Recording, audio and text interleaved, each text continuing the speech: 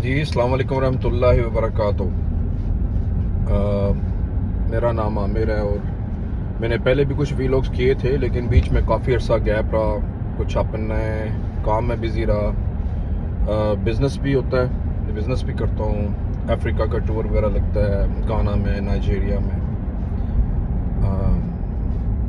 काफ़ी अर्सा गायब रहने के लिए माजरत। हालात समटाइम्स कुछ इस तरह के बन जाते हैं कि जब आप बहुत कुछ ज़्यादा सुन लेते हो ना, तो फिर आपका दिल करता है कुछ बोलने को। और समटाइम्स अगर आप चुप रहते हो और आप सिर्फ सुनते रहते हो, तो आपको लगता है कि जैसे नहीं, बोलना चाहिए, कुछ ना कुछ बोलना चाहिए। अगर आपको किसी चीज़ की समझ आ रही है, तो आपको लगता है कि वो गलत है। आपको जो समझ आ रही है या सही आ रही है, इसका तो फैसला लोग ही करते हैं, क्योंकि हर इंसान ने अपनी सोच के मुताबिक सोचना है।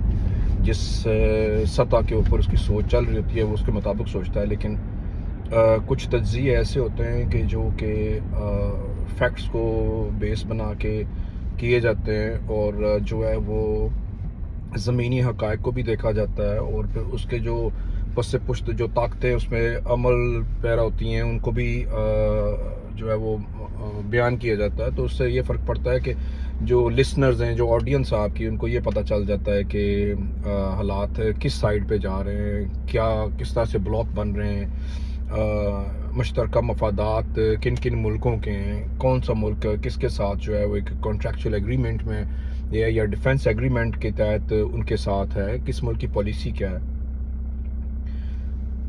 आम इंसान के लिए और आम आवाम के लिए ये समझना बहुत ज़्यादा ज़रूरी है कि देखिए, जंग चाहे ईरान में लगी हुई है, या चाहे जंग इसराइल के लिए हो रही है, या अमेरिका उसमें जो है वो और इसराइल अटैक कर रहे हैं ईरान के ऊपर, ईरान अटैक कर रहा है मिडल ईस्ट में, जो गल्फ में जो कंट्रीज़ हैं, Saudi Arab, Dubai, Abu Dhabi, Bahrain, Kuwait, Qatar, उन पे कर रहा है। तो वहाँ पे चूँकि इनके बेसिस हैं अमेरिकन के और इसराइल के, जहाँ से वो बैठ के इनके ऊपर बम्बार्डमेंट करते हैं, इनके ऊपर मिसाइल्स वगैरह दाग रहे हैं, क्योंकि जो एरोनॉटिकल डिस्टेंस है इसराइल का ईरान से वो बहुत ज़्यादा है। अमेरिका का भी ऐसे ही है। तो इनको जो है वो करीब तरीन जगह चाहिए होते हैं, जैसे पाकिस्तान से भी लेते रहे हैं माजी में, शमसी बेस लिया हुआ था। तो इनको चाहिए होते हैं अड्डे, बेसिस, ताकि करीब हों, जब हमला करना पड़े तो फ़ौरन टूट पड़े एकदम। तो मैं जब छोटा था तो मैंने स्लीपी जंगों में पढ़ा था, स्लीपी जंगों के बारे में पढ़ा था, मादुद्दीन जंगी, नूरुद्दीन जंगी, इनके बारे में पढ़ा था। कैसे सल्जुकी तुर्क जो थे, किस तरह उन्होंने वो जो है वो इकट्ठे हुए, और किस तरह इनके ख़िलाफ़ उन्होंने जंग लड़ी, और किस तरह जो ईसाई थे वो सारी ताकतें एक जगह पे इकट्ठी हुई। तो मैं जब अभी देखता हूँ टीवी के ऊपर इन सब ताकतों को फिर इकट्ठे हुए, तो दूसरी तरफ मैं जब देखता हूँ तो सल्जुकी तुर्क तो नहीं, लेकिन जो तुर्क है, मुझे वो भी नहीं समझ आ रही कहाँ पे खड़े हैं, बल्कि वो तो नज़र आ रहा है कहाँ पे खड़े हैं ऑनेस्टली। बाकी मुस्लिम ममालिक कहाँ पे खड़े हैं, उनकी समझ नहीं आ रही। अगर ऐसे है कि आप देखें कि जितने क्रिश्चियन कंट्रीज़ हैं, अगर वो नेटो फोर्सेस हैं, जितने कंट्रीज़ हैं जो उसमें शामिल है, वो सारे अगर एक जगह पे खड़े होके पूरा इत्तेहाद करके ईरान पे टूट पड़े हैं, करारदादें मंजूर करवा रहे हैं, तो इसमें जो किरदार या उसमें उस वक्त जो राइवल थे उनके, सल्जुकी तुर्क, तो इस वक्त तो ईरान के अलावा तो हमें अफ़गानिस्तान है वो नज़र नहीं आ रहा कहीं, पाकिस्तान है वो भी इस्लामी मुल्क है। आई मीन इन मुल्कों में आप प्रोटेस्ट भी नहीं कर सकते हैं। आप पैलेस्टाइनियन के जो फ़लस्तीनियों के जो आप हकूक़ हैं, या फ़लस्तीनियों की आज़ादी के लिए आप वहाँ पे नारा नहीं लगा सकते। उनकी जो शहादतें हो रही हैं उनके लिए आप आवाज़ नहीं उठा सकते हैं इन मुल्कों में। अबू धाबी में, दुबई में, कतर में, अमान में, मस्कत में, बहरीन में, इन सब जगहों पे, सऊदी अरब में, इन सब जगहों पे तो इजराइलियों के अड्डे हैं। वहाँ से बैठ के मोसाद ऑपरेट कर रही है।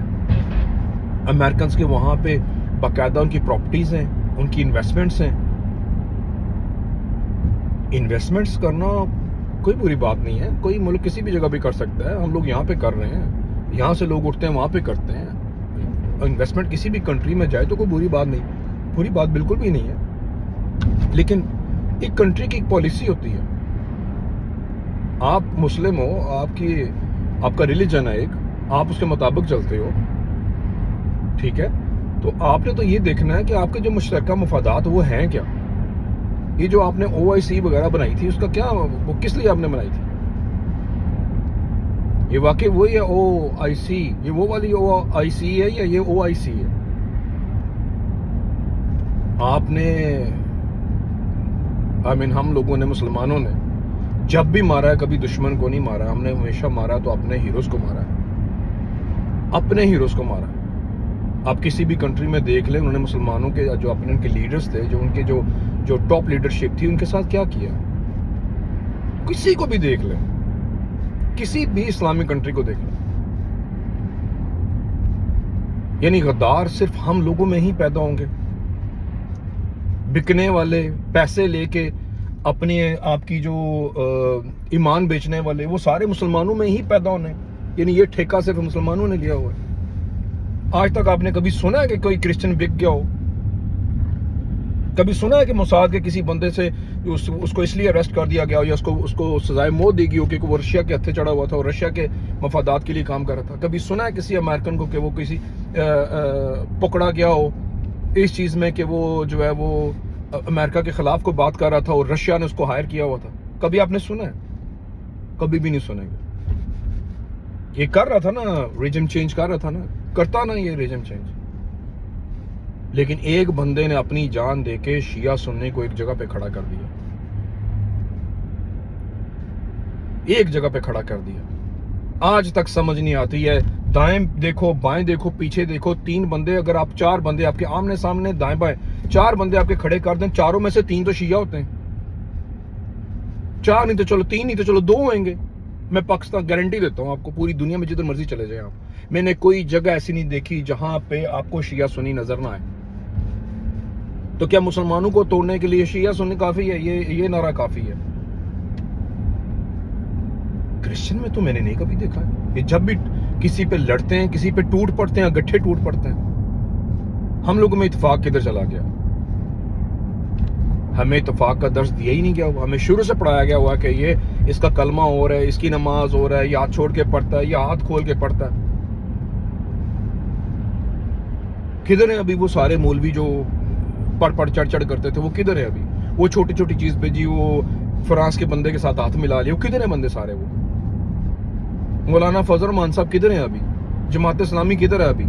किसी की आवाज आ रही है आपको ईरान के बारे में को बोले? चलो बोल भी रहोगे तो मीडिया किधर है?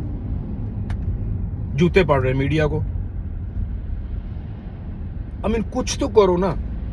क्या आपकी नस्लों ने यहाँ पे नहीं रहना? आपने ये तैयार कर लिया है। जी मैं टॉप लीडरशिप की बात करूं, क्या उनको पता है कि उन्होंने भी यहाँ पे नहीं रहना, उनके बच्चों ने भी यहाँ पे नहीं रहना, इसलिए पाकिस्तान को आप जन्नत बना रहे हैं? या पाकिस्तान जैसे जो बाकी इस्लामी मुल्क है उनको आप ये बना रहे हैं? क्या इमेज था दुबई का? मेरी फैमिली वहां पे रहती है। हम लोग हमेशा ये कहते थे कि दुबई से सेफेस्ट प्लेस है ही कोई नहीं है। The best place for the investors, the best peaceful place for investors. लोग एग्जाम्पल्स देते थे कि ये देखें, ये है दुबई, इतना मजबूत फाइनेंशियल हब है, पूरी दुनिया से लोग वहां पे जाते हैं। फुटबॉलर्स जो कि मल्टी मिलियनर्स हैं, उनकी जो लाइफ है वो सबसे ज्यादा उनको सिक्योरिटी चाहिए होती है और वो दुबई में रहते हैं। उनके विलाज हैं वहां पे, उनके फ्लैट्स हैं वहां पे, अपार्टमेंट्स हैं वहां पे। 26 लाख इंडियंस वहां पे काम भी करते हैं, पाकिस्तानी वहां पे काम करते हैं। मल्टी मिलियनर इंडियंस जो है वो वहां पे बिजनेस करते हैं, बिजनेस टाइकून्स वहां पे। आपके हमारे पाकिस्तान में जो बहुत ज्यादा जिन लोगों के पास पैसा है, जो बिजनेस टाइकून्स हैं, जो मल्टी मिलियनर हैं, जो बिलियनर हैं, वो सारे दुबई में इन्वेस्टमेंट की हुई थी उन्होंने। इस जंग का फायदा मुझे बताएं आप क्या है? यानी पाकिस्तान में जहां पे पेट्रोल डीजल की प्राइसेस जो आसमानों को छू रही हैं, अगर आपने एक मोटरसाइकिल में 10 लीटर पेट्रोल डलवाना है तो यू नीड 5000 पाकिस्तानी रुपीज। वो गरीब किधर जाएगा? वो अगर वीक में एक दफा भी टैंकी फिल करवाएगा सॉरी, तो वो किधर जाएगा? ट्रंप ने तो पैसे ले लेने, कांग्रेस नहीं देगी तो वो किसी और से ले लेगा, बाकी मुल्कों से ले लेगा, जहां जहां पे कब्जे किए उनसे ले लेगा। उसने तो फिरौतनी के पैसे हैं, कब्जे किए हुए जगह जगह, किराए का कातिल है वो। पूरी दुनिया में घूमता है, जहां जहां देखता है तेल है वहां पे खड़ा हो जाता है। वो शुक्र अल्हम्दुलिल्लाह कि हम सर पे सरसों का तेल लगाते हैं, कहीं कहीं पेट्रोल या डीजल लगाओ तो ये तो वहां पे भी रुक जाएगा कि इस सर के ऊपर तेल है, यहां पे रुक जाओ। हमारी पॉलिसी कौन सी है? हमारे मुल्क की पॉलिसी कौन सी है? पाकिस्तान की पॉलिसी कौन सी है? इंडिया की तो समझ आती है। खड़े हो गए वो, साइड पे खड़े हो गए। हमने कौन से चेहरे बांध लिए इस जंग में खड़े हो गए? कौन सी ऐसी पॉलिसी, अगर हमने अमेरिका का साथ दिया है, अपने इजराइल का साथ दिया है, क्या हमें उससे फायदा क्या हुआ? आप ईरान के साथ खड़े हो गए, हमें ईरान तो मिन्नत कर रहा है हमसे तेल ले लो, 5 रुपए लीटर ले लो, हमें नहीं चाहिए वो। पॉलिसी किसके लिए? आवाम के लिए। जमहूरियत इसी चीज का नाम है ना, कि गवर्नमेंट ऑफ द पीपल। तो अगर ये लोगों की हुकूमत है, अगर ये लोगों की हुकूमत है, तो पॉलिसी लोगों के खिलाफ क्यों है? लोगों के पास पैसे नहीं है पेट्रोल डीजल डलवाने के लिए।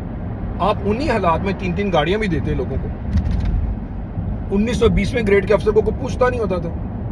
मुझे याद है इस चीज का। अभी भी कोई 19 ग्रेड का जो ऑफिसर है, अगर वो टीचर है, उसको पूछता नहीं है।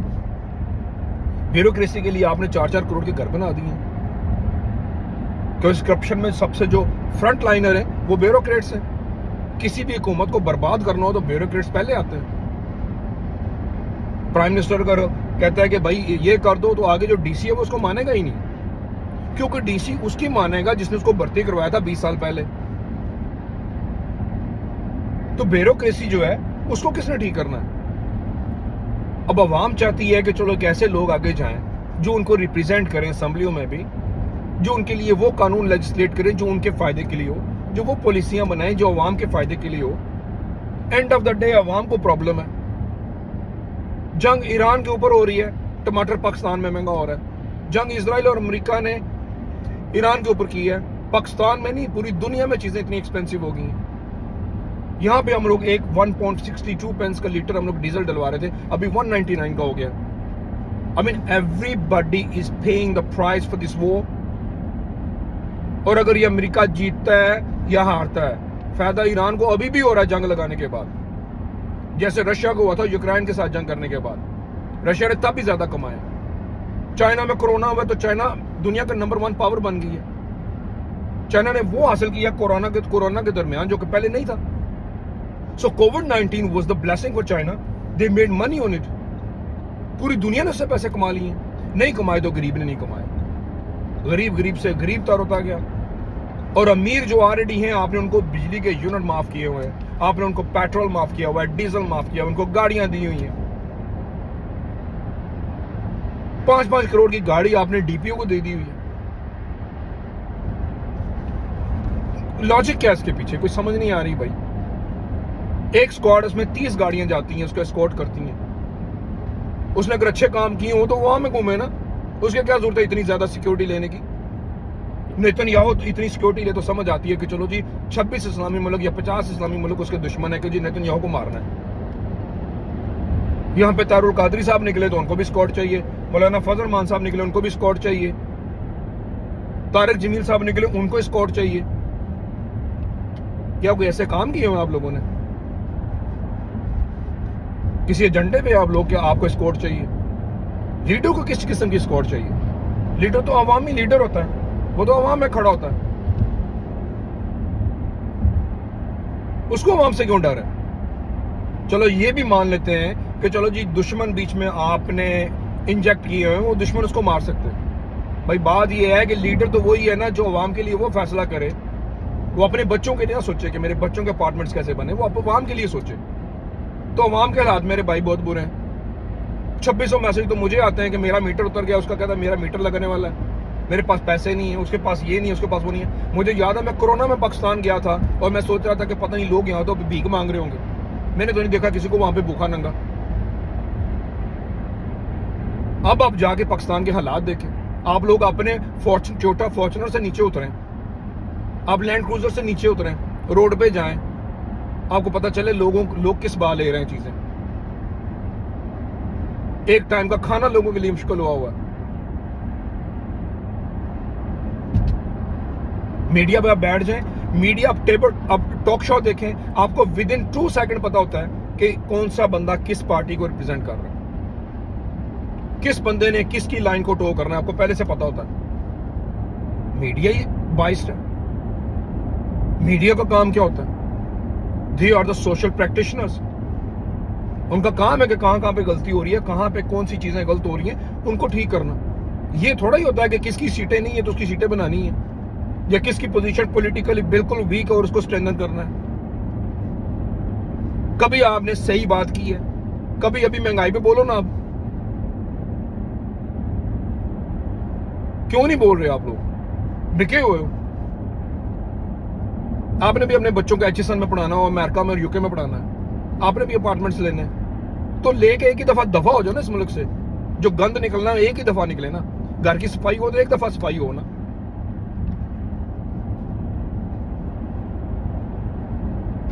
शर्म नाम की चीज नहीं है। जो बोलता है उसको अरेस्ट कर लेते हैं, जो बोलता है उसको उठा लेते हो। वो ना उसके भाई को उठा लेते हो, भाई ना बहन को उठा लेते हो, बहन नहीं है भाभी को उठा लेते हो, सब नहीं है माँ को उठा लेते हो।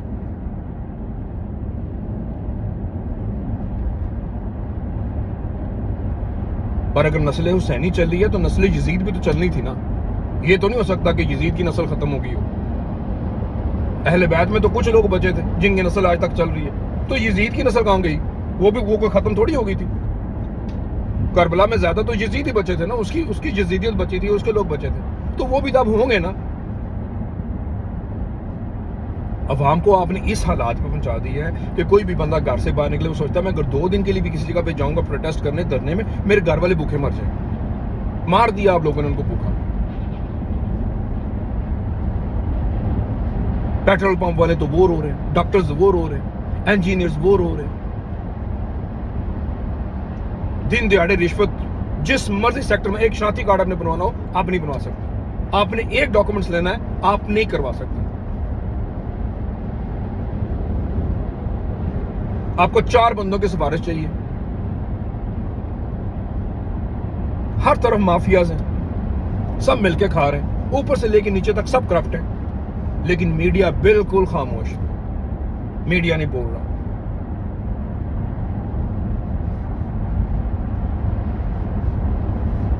बोलना किसने है? मुझे तो ये नहीं समझ आ रही, बोलेगा कौन? एक बंदे को जिसको 50 लाख से 1 करोड़ 2 करोड़ घर में आ रहा है, उसकी बीवी को अच्छी जॉब मिली हुई है, उसके बच्चे स्कूल में पढ़ रहे हैं, उसके घर के बाहर उन्होंने लैंड क्रूजर खड़ी कर दी हुई है, उसके अकाउंट में 2-2 करोड़ एवरी मंथ भेज रहे हैं। तो इस तरह के लोग तो फिर बैठ के मीडिया के ऊपर चपलूसी नहीं करेंगे तो क्या करेंगे? मैंने तो साफियों को देखा है कि उनके घरों की तो छतें कमजोर होती हैं। वो बेचारे तो उनके पास तो, मैंने कभी मेहरान से अच्छी गाड़ी देखी नहीं किसी साफी के पास। मैंने तो ऐसे ही देखा है 20 साल। अब साफी को आपने मिलना हो तो आपको पहले मिनिस्टर, किसी भी मिनिस्टर को मिलो, साफी उसके साथ होता है। सबसे मुश्किल काम था ये रिपोर्टिंग करना, सबसे मुश्किल काम था ये सहाफत, और अब भी है अगर की जाए तो। लेकिन है कौन? 72 लोग इस वक्त मीडिया से बाहर बैठे हुए हैं जो टॉप के साफी थे, जो न्यूट्रल थे, जो बोलते थे, बताते थे यहां पे गलती है, ये पॉलिसी गलत है, ये चीज गलत है। ये साफी होते हैं, वो क्रिटिसाइज करते हैं गवर्नमेंट की जो गलतियां होती हैं, उनको, गलत पॉलिसियों को ये ऑपोजिशन करती है। और अल्हम्दुलिल्लाह ये दोनों नहीं है पाकिस्तान में, ये दोनों ही नहीं है। और मौलाना को तो फोत हुए मेरा ख्याल है कम से कम कोई 1.5 साल हो गया। इन्ना लिल्लाहि व इन्ना इलैहि राजिऊन।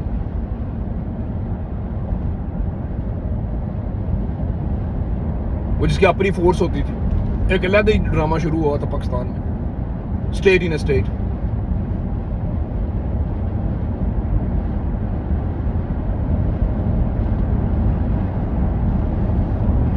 एनीवेज सॉरी, मैं इंशाल्लाह ताला नेक्स्ट व्लॉग पे बात होगी आप लोगों से।